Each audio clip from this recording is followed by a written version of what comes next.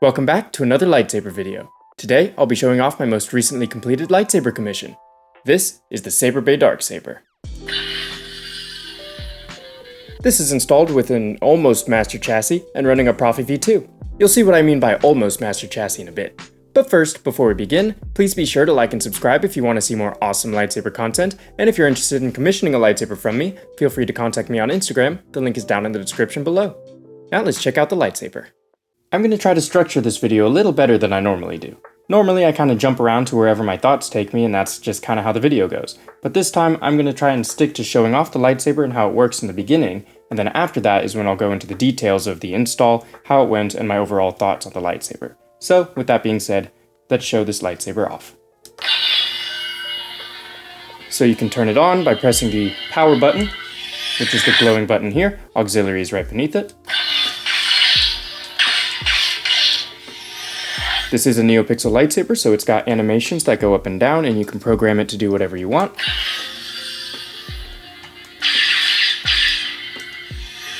This is a saber trade blade that I kind of put together, but he mostly did it for me. And you can see it's got the crackly decal. This is an RGB white blade, so a little bit better whites than you normally get. And I'll cycle through the fonts. You can do that by tapping the auxiliary button. And then as you can see, the lip button actually changes color depending on which font you're on. I think I have it to mimic the blade style in general, or I just have it to mimic the color of the blade. We'll have a look at that. Green. And if you want to cycle backwards, you just tilt it downwards. Well, I can't really tilt it downwards on the cable. And I'll show off the blue because I skipped that.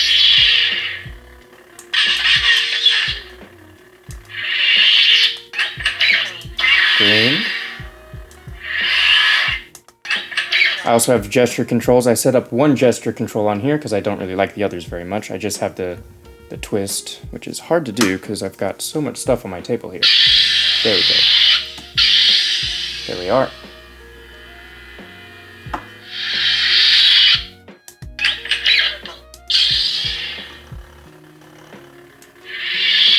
And here I set up a cooldown effect. So as you can see, the windows here show off the cooldown.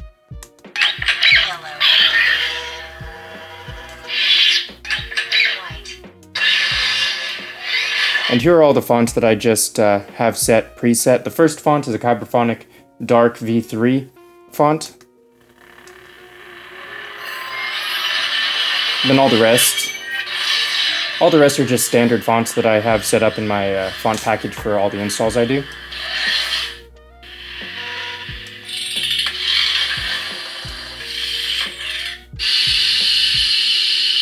Another cooldown effect. I try my best to put a bunch of different blade styles on here and colors to just show off the capabilities of the NeoPixel. Like this is a flame blade. You can see it better in person, but and on a normal blade. Rainbow. This one's a battery level indicator, and it'll show on the blade where the battery level is. As you can see, it's not the fullest, but it's also not completely drained, and it'll change color from green all the way down to red, and it's kind of like a turquoisey right now. So maybe it's around 80%. And then we're back to the beginning. And then I also set up some music on here, the music that came with the font itself. And I learned you have to hold it down for a long press when the blade is off. And when you release, it'll be in the track selector. And you can turn it to change the tracks. There's like 4 of them, I think.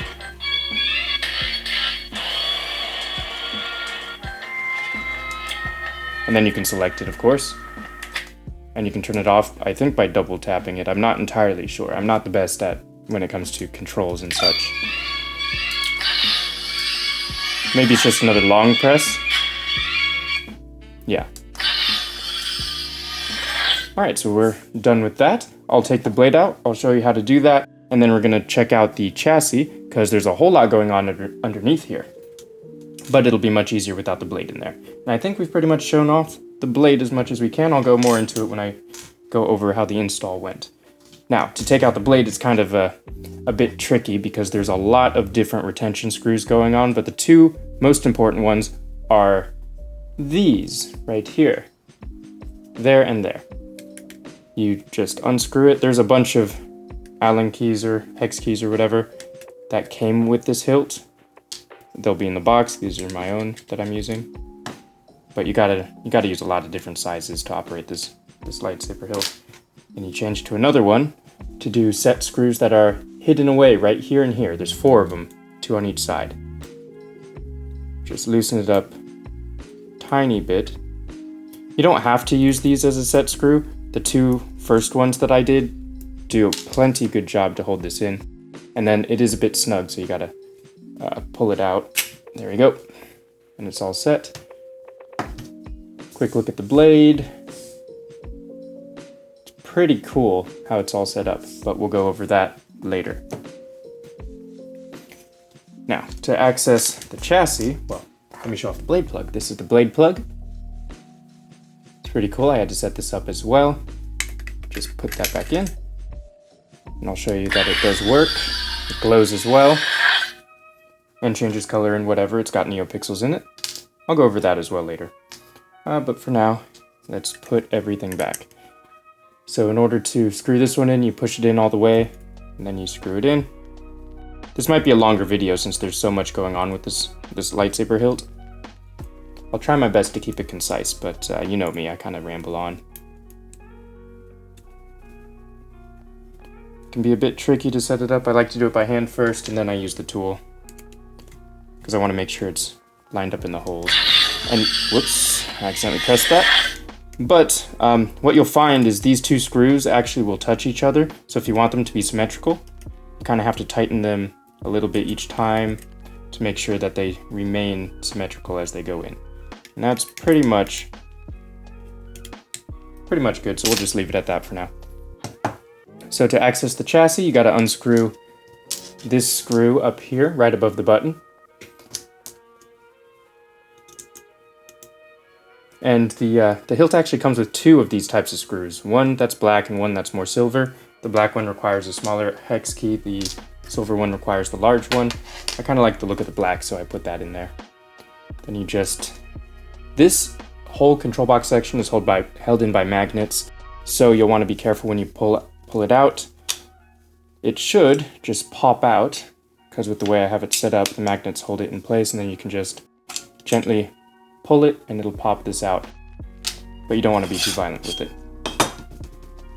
But here is the semi-master chassis. I say that because this is actually the master chassis for this lightsaber. But in order to complete the master chassis, you need one of these. This is my own brass printout thing. Well, it's not my own, it's the Goth3 Designs brass printout crystal chamber piece that'll make this a master chassis. This is my own, for my own Darksaber that I still haven't made. But I used this in order to set everything up. In any case, when you put this in and have a crystal in it, boom, it's now a master chassis. But my customer didn't have one of the brass things. I just set it up so that if he ever did want to buy a brass thing and then put a crystal in there, he can. So there you go. That's the master chassis. It's a kind of almost master chassis.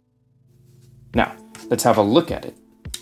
I have 3 different things going on in here. One is the button pixel. There's 2 pixels that come on the PCB for the button. It glows and changes color. I have it set up to do the same thing as the crystal light. This crystal light is an RGB white, just like the blade. These are just normal RGB, so that's why the whites are a little bit different colors. And then here, I set up a 5 pixel strip, just accent strip to light up underneath the crystal chamber, as you can see. It's very cool, and what I have it doing is just going up and down, and that will indicate the battery level as well, so it'll change color depending on how much the battery is, and it doesn't really do much. Other than that, it has a little effect when you turn it on, then it'll go right back into its sequence, and a little effect when it comes off, or turns off. And that is pretty much everything you need to know about the showing off part of this lightsaber. Now, let's go over the install, how this works, and basically in general how to operate it.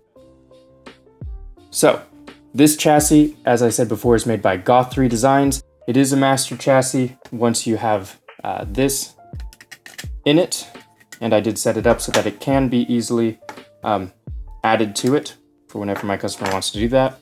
It's got a 28mm bass speaker at the bottom, 18650 lithium-ion battery, kill switch, an auxiliary and power switch, then custom PCBs for the, I guess, rectangular blade socket in the emitter. Now, I don't even know where to start on this. I guess the first thing I'll say is this hilt, when it was sent to me, actually didn't have all the pieces that I needed to install it. Namely, the buttons, they just weren't there.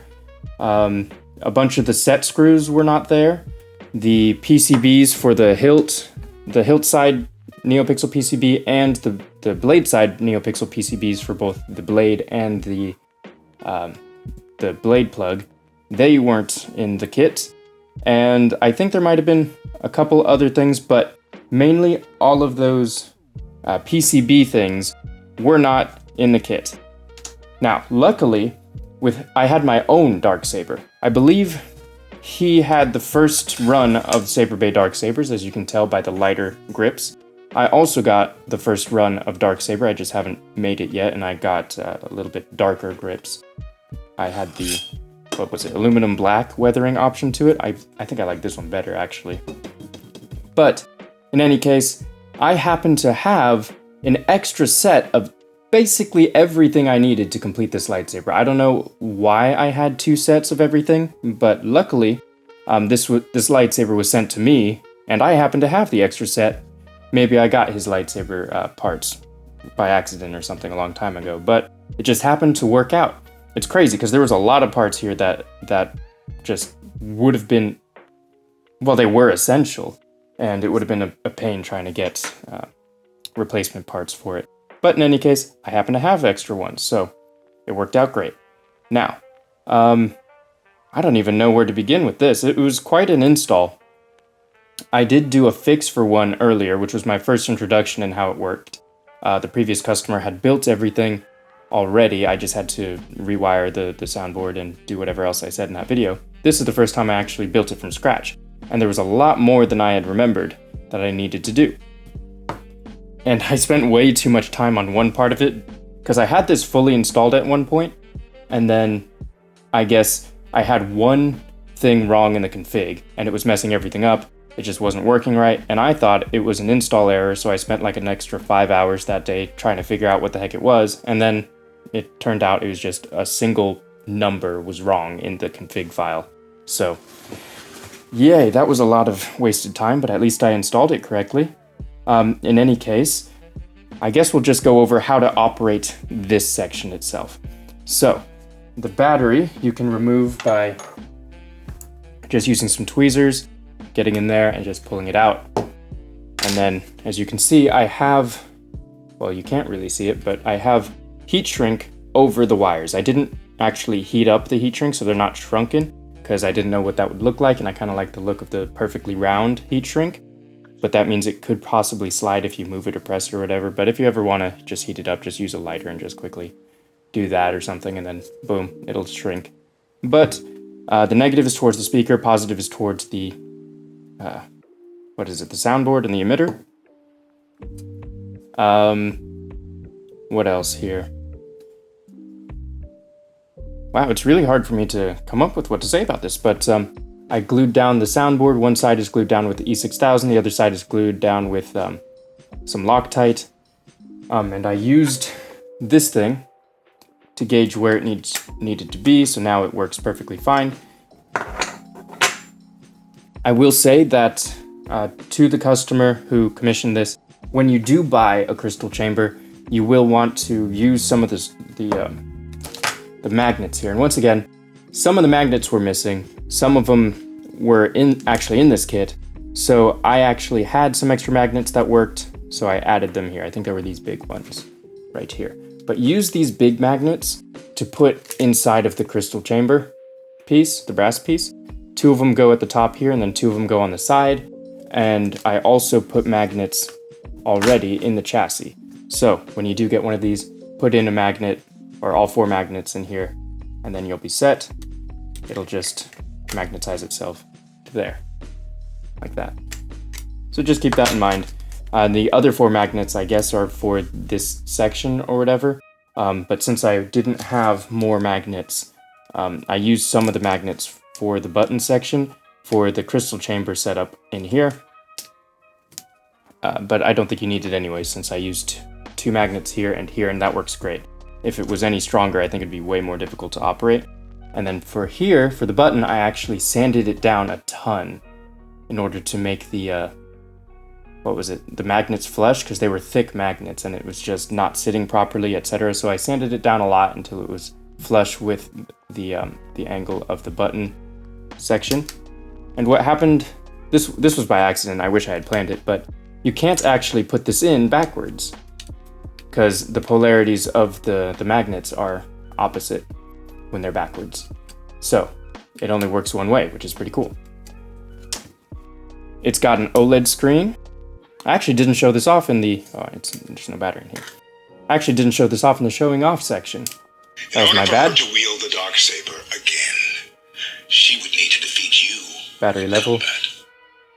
And then the first font, or when you first turn it on, it doesn't do its idle animation. But once you turn it on, it'll fix that. Or it should, I think, when you switch fonts, maybe? Yeah, there we go. Okay, so this is the idle animation for the OLED display. And when you turn it on, has the on animation, then this is the ignite animation, then the on animation, then there's the off. It's very loud. There you go. It's pretty much the same, but backwards. And then the idle. And as you can see, I have a cool off effect for both the crystal and the button. These are both running on the same style, I guess, for each font. So they're doing the same thing, but they're all set up so that that you can go in the config and change each individual accent thing to do whatever they want to be, because they're all separate. So I've got 4 blades running on this thing, which is pretty cool.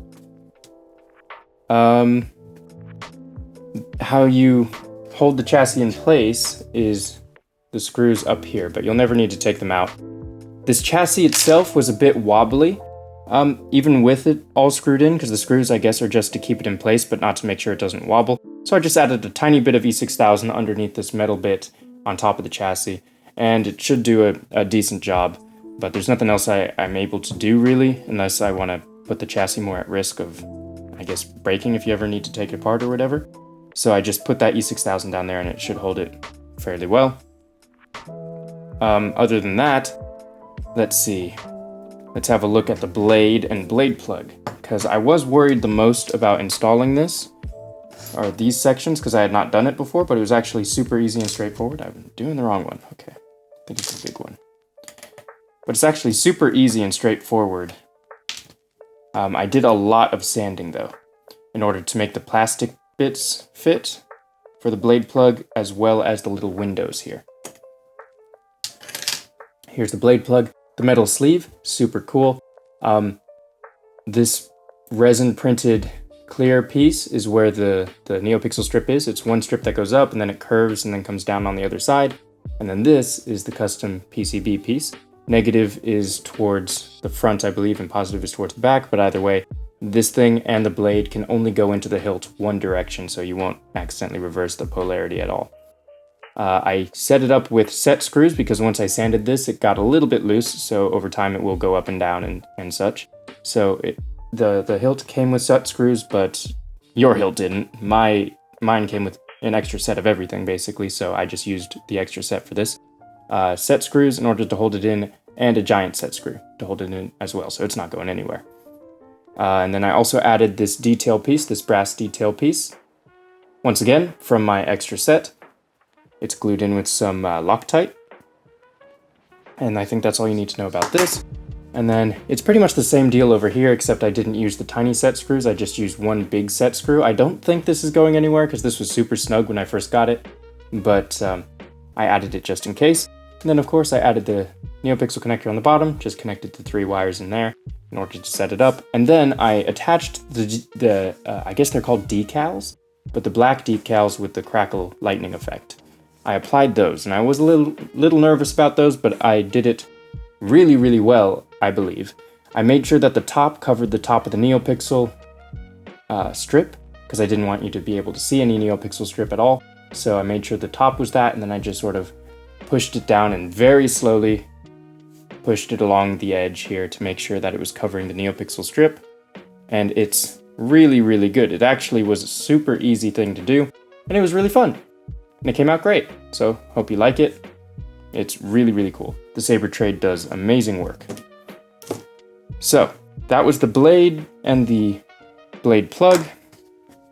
I sanded down the little window, the emitter window things.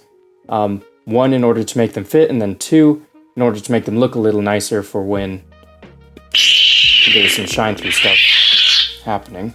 Very, very loud. I'm gonna cover this up so that it's not quite as loud, and put the blade plug in just to show it off. But here you go. The shine through, you'll see it better in person, but that's what it looks like. Pretty cool. I sanded it down so it looks a little nicer. The other things that I had to do for the details of this hilt. Another brass or copper little rod thing right in the emitter. That was really weird to put in because there's not really a spot for it to sit. There's only a tiny little shallow circle for it to sit in, inside of the circle that it's in.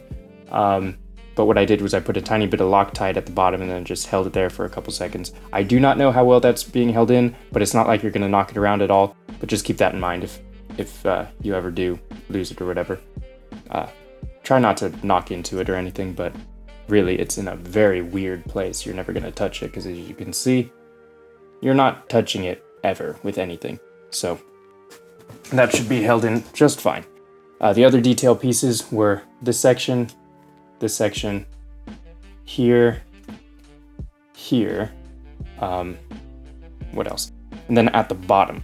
So now, the bottom section is the only thing I did not have an extra piece for. As you can see here, there's a little bit of a oval piece that goes into the bottom of the hilt here. I think it goes on this side, and then a little circle piece that goes on the other side. I don't have it in this pommel because this is the sound vented pommel and I wanted it to have as much sound venting as possible, so I didn't want to plug up these holes. But this hilt does come with a static pommel as well. So I glued these in with a tiny bit of Loctite for each. And then here's this little circle I have in there, and then you could put the oval on this side. I think it works out okay because the static piece, you don't want to have any holes in it, so you can put the oval bit in there. And here, I think you can just leave it open so you have the most amount of volume and sound escaping. But yes, this is the only piece that I did not have an extra for. It's just this oval piece. Everything else I had an extra for. I believe these things I also got from my own set of extra parts. But yeah, very lucky I had all those, but that was the one thing I didn't have. Other than that, I think that's pretty much all you need to know about this lightsaber. Let me just take a look here. Here's the replacement screw, the bigger one for the top here. Instead of the black one, the silver and bigger one. 2 extra set screws for if you want to hold the blade in place a little bit better, but I find that it's harder to put it in there and have it slide into the emitter of the hilt. So just keep that in mind. Magnets for when you get the crystal chamber. And then extra detail pieces, all your tools.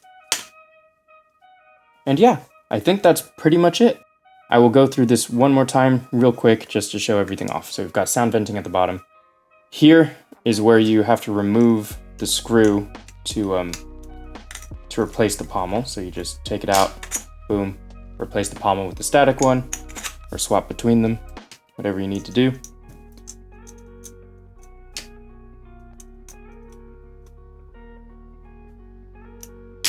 There we go. And then you can just pull on it in order to have it go up and pop out. You've got the OLED display, got the crystal, the button pixels, you've got the pixels on top of the soundboard. You've got, you know, all the normal stuff there. Blade plug, blade, and yeah, I think that should be it. I'll be putting this all back together. If you have any questions about this lightsaber, don't hesitate to ask me, because, you know, I built it. I'll know everything about it. If there's any issues, just let me know. If we can't fix it, you can send it back to me, etc. And if you have any questions, I have resources down in the description to help customize your lightsaber. And if there's anything you can't find there, contact me. And I'll leave it at that, and we can close off the video. Oh, actually, one more thing. This is very important. In order to access the SD card, you're going to need some tweezers. Tweezers here. And you're going to reach in from the OLED display side and go in from the top, like that.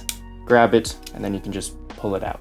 It's really, really easy, but that's the best way that I've found that you can take it out, just by doing that. Then you can just plop it right back in. And you're all set. There we go. Now we can end the video. Okay, I know I said I was done, but this is another thing I forgot to mention. This little button piece has a particular way that goes into the hilt when the handle part is on. As you can see, I did that just okay, but sometimes it can go in a little bit sideways due to the magnets or whatever. So what you want to do is just make sure you put it in from the top first, try to push it in, and then there you go. And then as long as it's fully pushed in, it's flush, it's not sticking up any direction that's weird. Let me try and do it in a weird way. Yeah, here we go. So one side is further down and the other side is sticking up. I don't know if you can tell all that much, but it will mess with the button presses, etc. So you just want to make sure you go in from the top, make sure it's flush, and just push it down, and then you're all set. It's not too difficult, you'll get the hang of it after a while, and you'll get the feel for it. So yeah, there we go. Hopefully I didn't forget anything else. Thank you all so much for watching. I hope you enjoyed checking out this Saberbay Darksaber, and to the customer who commissioned this from me, thank you for trusting me with your lightsaber, and I hope you enjoy it.